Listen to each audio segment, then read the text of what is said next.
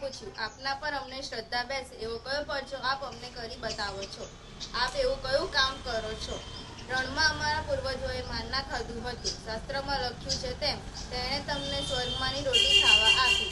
ઈસુએ તેમને કહ્યું, હું તમને સાચે સાચ કહું છું કે મોશેએ તમને સ્વર્ગમાંની રોટી નહોતી આપી, પણ મારા પિતા તમને સ્વર્ગમાંની અસલ રોટી આપે છે. કારણ ઈશ્વરની રોટી તો એ જ છે જે સ્વર્ગમાંથી ઉતરી આવીને જગતને જીવન આપે છે. ત્યારે તે લોકોએ ઈસુને કહ્યું, પ્રભુ, આપ અમને એ રોટી સદા સર્વદા આપતા રહો. ઈસુએ તેમને કહ્યું, હું જ જીવનદાયી રોટી છું. જે કોઈ મારી પાસે આવે છે તે કદી ભૂખ્યો નહીં થાય, અને જે કોઈ મારા પર શ્રદ્ધા રાખશે તે કદી તરસ્યો નહીં થાય. આ પ્રભુની વાણી છે, તે આપણો આધાર છે. ઈસુની જય. વાલા ધર્મજનો,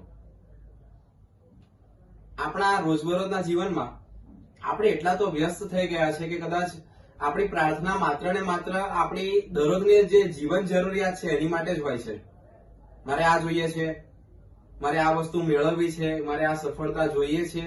બસ બાહ્ય વસ્તુઓની માંગણી આપણી પ્રાર્થનામાં ચોક્કસ હોય છે. પણ કોઈ દિવસ જે આધ્યાત્મિક સંતોષ છે, આધ્યાત્મિક જે આપણું જીવન છે વધારે આધ્યાત્મિક બને, વધારે પ્રભુ તરફ આપણે જઈએ, એવી પ્રાર્થના ભાગ્યે જ થતી હોય છે. આજે પણ તે લોકો ઈસુ પાસે બીજો પરચો માંગે છે. અરે આટલો મોટો પરચો જોયા પછી પણ કહે છે કે બીજો કોઈ પરચો કરી બતાવો જેથી અમને શ્રદ્ધા થાય.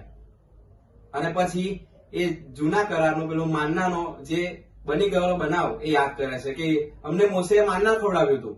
અને ત્યારે ઈસુ ચોખવટ પણ કરે છે કે માન્ના મોશેએ નહોતું આપ્યું, મારા પિતાએ આપ્યું હતું. અને એના કરતા વધારે કિંમતી તો જીવનદાયી રોટી છે જે લોકોને જીવન આપે છે. અને આજે ઈસુ ચોખવટ કરે છે, હું જ જીવનદાયી રોટી છું. આ ખ્રિસ્તનો દેહ. આમેન. આપણે કેટલી વખત કહીએ છીએ ખ્રિસ્ત યજ્ઞમાં જઈને. પુરોહિત કહે છે આ ખ્રિસ્તનો દેહ, અને આપણે હાથમાં લઈએ છીએ પણ ખરા ને કહીએ છીએ આમેન.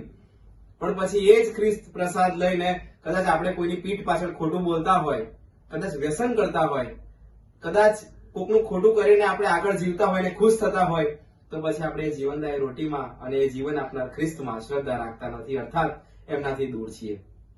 આજે પણ ઈસુ કહે છે જે મારી પાસે આવે છે તે કદી તરસ્યો ને ભૂખ્યો થતો નથી. અર્થાત એ જીવન જરૂરિયાતની વાત નથી કરતા, બાહ્ય વસ્તુની વાત નથી કરતા, આપણા આધ્યાત્મિક જીવનને ટકાવી રાખવાની વાત કરે છે.